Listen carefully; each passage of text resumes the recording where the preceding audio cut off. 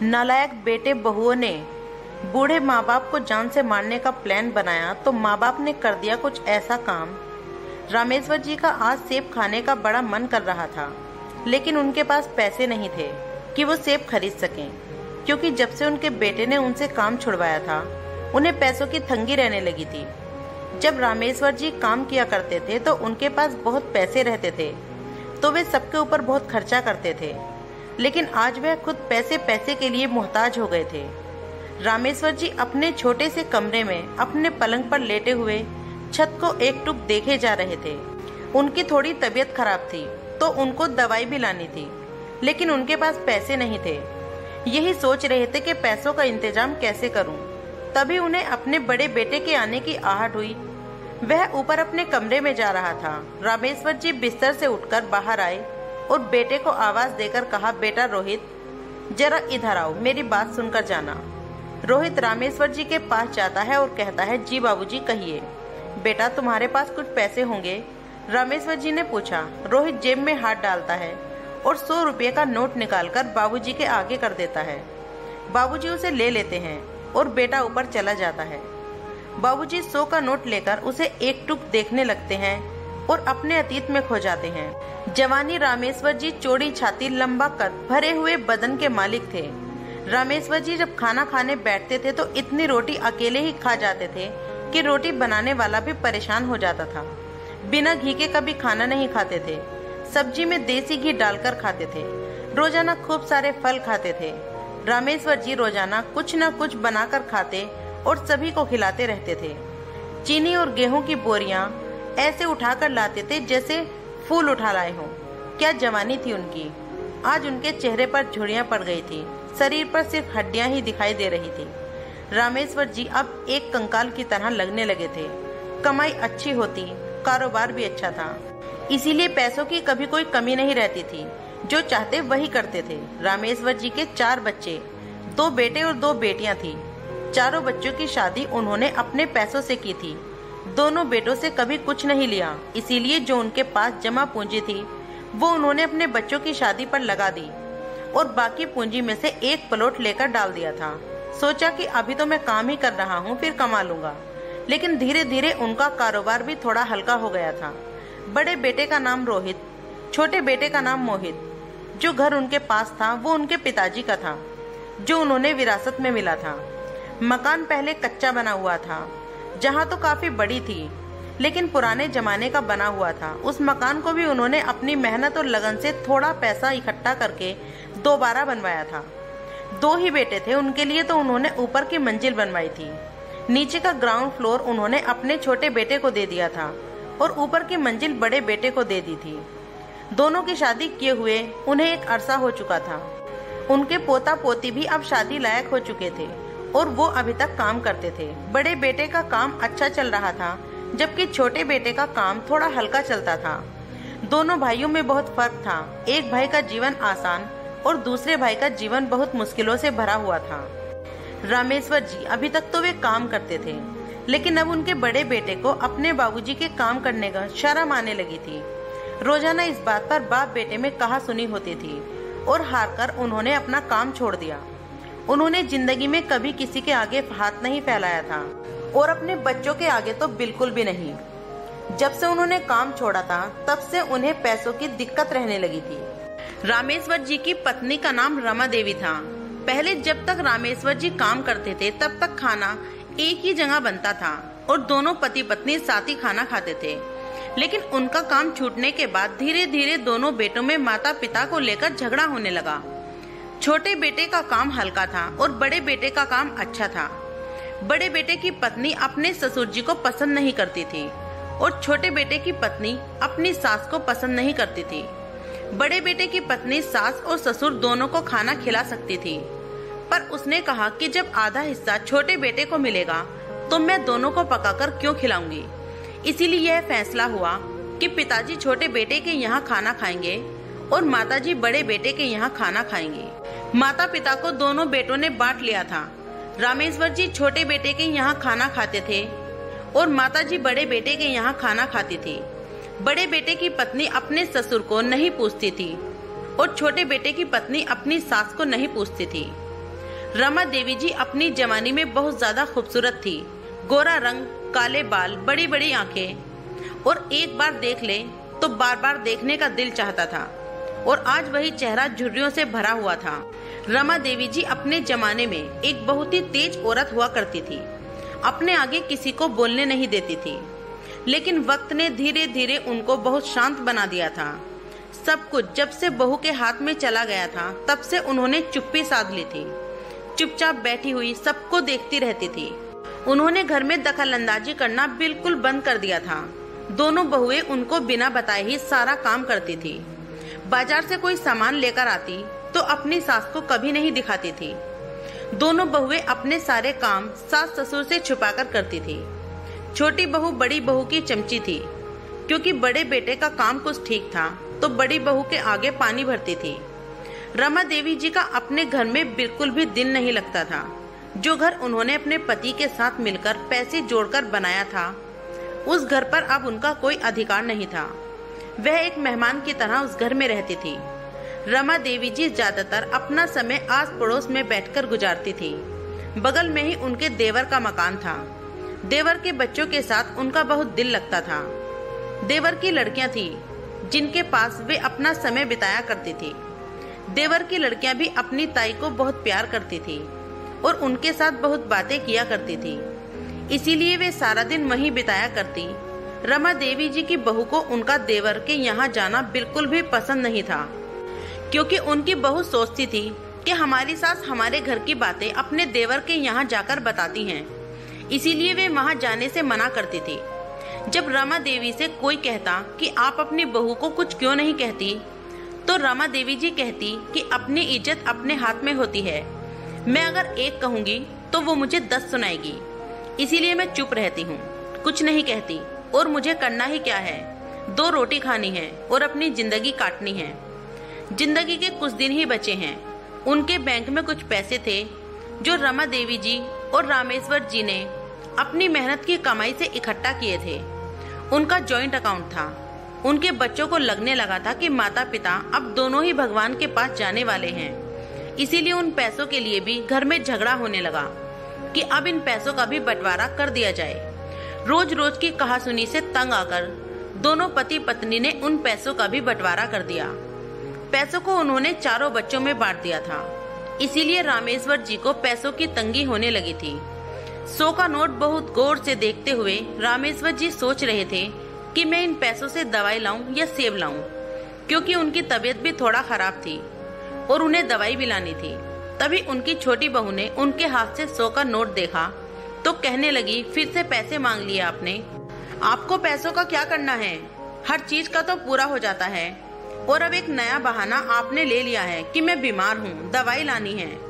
बहू, क्या मेरा इतना भी हक नहीं है कि मैं अपने बच्चों से पैसे मांग सकूं? सारी जिंदगी मैंने खुद करके खाया है और आज भी मैं लायक हूँ कि खुद करके खा सकता हूँ, लेकिन तुम लोग को ही मेरा बाहर जाकर काम करने में शर्मिंदगी होती है। रामेश्वर जी ने मायूस होकर कहा, हाय राम, बाबूजी आपकी तो बहुत जबान खुल रही है, हम सब पर लगाम लगा रहे हो। बहू ने तपाक से जवाब दिया। बाबूजी अपने कमरे में चुपचाप जाकर बैठ गए और बहू बड़बड़ाती हुई अपनी जेठानी के पास जाकर सब बातें बता दी। इसी बात को लेकर घर में बखेड़ा खड़ा हो गया। बड़ा पोता, जिसका नाम रिंकू था, अपने दादा दादी से बहुत प्यार करता था, लेकिन उसकी माँ भी उसे डांट दिया करती थी। यह रामेश्वर जी को खांसी हो गई तो बहुओं ने उनके बर्तन भी अलग कर दिए। अपने बच्चों को उनके पास भी नहीं जाने देती थी। एक दिन रमा देवी, उनकी तबीयत बहुत ज्यादा खराब हो गई तो चारों बेटे बहू ने उन्हें उनके भाई के घर छोड़ने की तैयारी कर ली। रमा देवी को लकवा मार गया था। वहीं रमा देवी जी अपने आगे किसी को बोलने तक नहीं देती थी। आज वही रमा देवी जी अपनी बूढ़ी आंखों से अपने जमे हुए शरीर के साथ पलंग पर बेसहारा पड़ी हुई थी। दर्द से भरी निगाहों से अपने जिस्म को यहाँ से वहाँ भेजने वालों के चेहरे देख रही थी। लकवा मार जाने की वजह से उनकी आवाज भी नहीं निकल पा रही थी। दिल जोर जोर से धड़क रहा था, तड़प रहा था कि मुझे मेरे घर में ही रहने दो, मुझे यहीं मरना है। यही तो मेरे जीवन का बसेरा है, यही तो मैं दुल्हन बनकर आई थी, यही तो मेरे हमसफर हैं, यही तो मेरे बच्चे हैं। मैं नहीं जाना चाहती। हे भगवान, मुझे बाहर जाने से पहले यहीं से अपने पास बुला ले। रामेश्वर जी अपनी पत्नी को दर्द भरी निगाहों से देख रहे थे और अपनी पत्नी के दिल की धड़कन को महसूस कर रहे थे। आंखों में आंसुओं की धारा बह रही थी। तभी रमा देवी ने बहुत हिम्मत करके रामेश्वर जी के हाथ पकड़ लिया। मेरे बच्चे, इसे मत लेकर जाओ।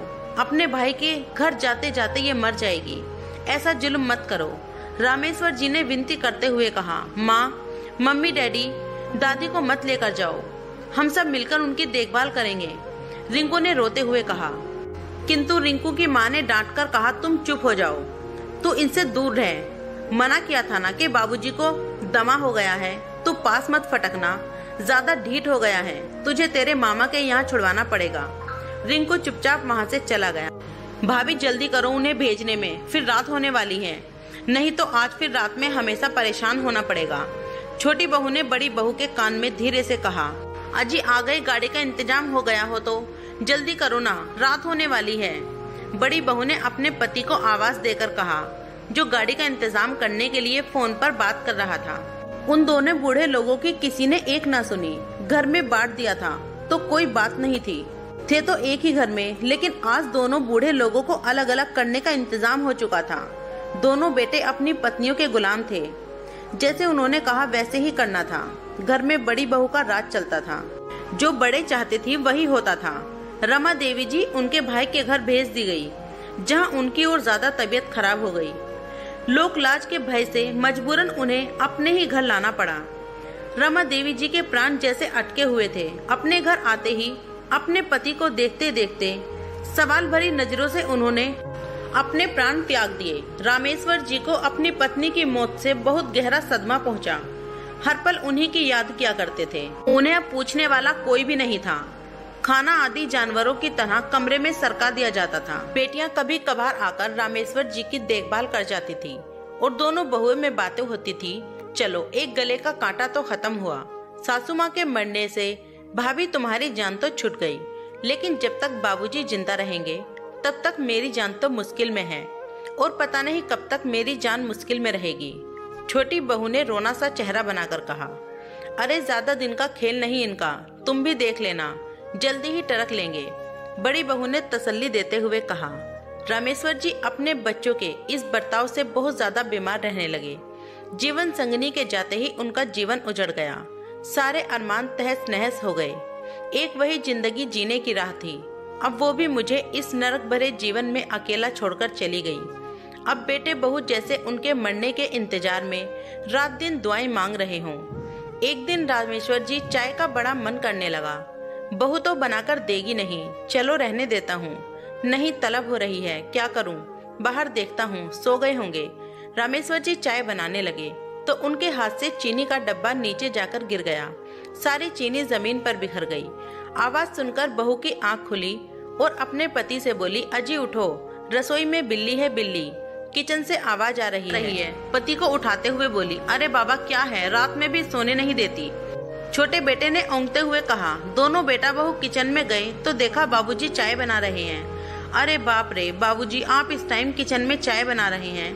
आपकी जवान घाट के भी चटोरे हो गई है। बताओ जी, हद हो गई। छोटी बहू ने चिल्लाकर कहा, अरे बाबूजी आपको क्या जरूरत है रात में भी कुत्ते बिल्ली की तरह ताक झांक करने की?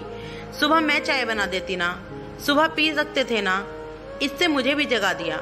छोटे बेटे ने बड़ी क्रूरता से कहा तो ऊपर वाले लोग भी जाग गए। सब नीचे आ पहुँचे और रामेश्वर जी की नींद खराब करने की वजह से सुनाने लगे। जो इंसान अपनी जवानी में इतना इतना खाता था और सबको बनाकर इतना इतना खिलाता था, आज एक कप चाय के लिए तरस रहा था। रामेश्वर जी अपनी बेबसी को लिए सब बातें सुनते जा रहे थे। उनके मुंह से कुछ नहीं निकला। उनके दिल पर इस बात से उनके दिल पर काफी सदमा पहुंचा। कुछ समय ऐसे ही सदमे में बीत गए। उसके बाद एक दिन रामेश्वर जी की तबीयत बहुत ज्यादा खराब हो गई। दिल पर गहरा सदमा लिए जी रहे थे। उस रात उनके दिल में भी जवाब दे दिया। रामेश्वर जी अपने बेटे बहू पोती पोतियों को सवाल भरी नजरों से देखते रहे। सभी को इंतजार था उनके प्राण जाने का, सबसे ज्यादा छोटी बहू को। उसके गले का कांटा अटका हुआ था। रामेश्वर जी खांसते रहे। सब लोग 4 गज की दूरी पर थे। रिंकू उनके पास जाना चाहता था लेकिन रोक लिया गया। रामेश्वर जी ने रमा देवी जी को याद करते रहे। अपनी बूढ़ी नजरों से अपने कमरे को देखते रहे। आज मैं हमारे इस संसार को छोड़कर तुम्हारे पास आने वाला हूँ रमा। हमने यहाँ जीवन का हर पल साथ निभाया, सुख दुख में हम एक दूसरे के सहारा बने। औलाद के होते हुए भी दोनों ने अपने जीवन को तन्हा जिया। औलाद ने हमें बांट दिया, जीते जी हमें जुदा किया। हमारा बस इतना कसूर था कि हम अपनी औलाद को दुनिया में लाए, इनको अच्छी परवरिश दी, लेकिन अफसोस कि हम इनके भागीदार न बन सके। आज मैं भी इस दिखावे के संसार को त्याग दूंगा, झूठी आन बान शान की दुनिया को अलविदा कह दूंगा और तुम्हारे पास आ रहा हूँ रमा। सोचते सोचते आंखें बंद हो रही थी, जवानी मुड़ने लगी और रामेश्वर जी इस नरक भरे जीवन को छोड़कर अपनी संग जीवनी के पास चले गए। लेकिन जाते जाते कई सवाल छोड़ गए। आखिर क्यों? जब एक माँ बाप अपनी औलाद को अकेले मिलकर पाल लेते हैं, एक माँ बाप को उनकी औलाद क्यों नहीं पाल सकती? जब एक माँ बाप अपने बच्चों के 1000 सवाल पूछे जाने पर भी नहीं घबराते, तो बच्चे बूढ़े बाप के 2-4 बार सवाल करने पर ही उन पर क्यों चिल्लाने लगते हैं? जब एक माँ बाप अपने बच्चों की उंगली पकड़कर उसे एक कदम रखना सिखाते हैं, तो बच्चे बुढ़ापे में अपने माँ बाप का सहारा क्यों नहीं बनते? जब बच्चे की खांसी होने पर माँ बाप सारी सारी रात जागते हैं, तो बच्चे माँ बाप की खांसी होने पर उन्हें दमा बताकर दूर क्यों भागते हैं? जब बच्चे को किसी चीज की फरमाइश होने पर माँ बाप उसकी हर फरमाइश पूरा करते हैं, तो माँ बाप की फरमाइश पूरी बुढ़ापे में पाठ क्यों पढ़ा दी जाती है? ये सवाल उन हजारों लाखों करोड़ों बच्चों से है जिनके माँ बाप दिल पर बोझ लिए भगवान को प्यारे हो जाते हैं, लेकिन वे लोग आगे चलकर माता पिता सास ससुर बनते हैं। अगर वो चाहते हैं कि हमारा बुढ़ापा चैन से गुजरे, तो पहले खुद अच्छी औलाद बने, तब अपने बुढ़ापे के बारे में सोचें। दोस्तों, आज की ये कहानी एक कहानी नहीं, बल्कि आज की जनरेशन के बच्चों के लिए एक सबक है। क्या आप अपने माँ बाप के साथ अच्छा व्यवहार करते हैं? नहीं तो आज ही कसम खाइए कि आज से ही आप अपने माँ बाप के साथ एक अच्छा बर्ताव करेंगे। अगर कहानी अच्छी लगे तो वीडियो को लाइक शेयर कमेंट जरूर करना।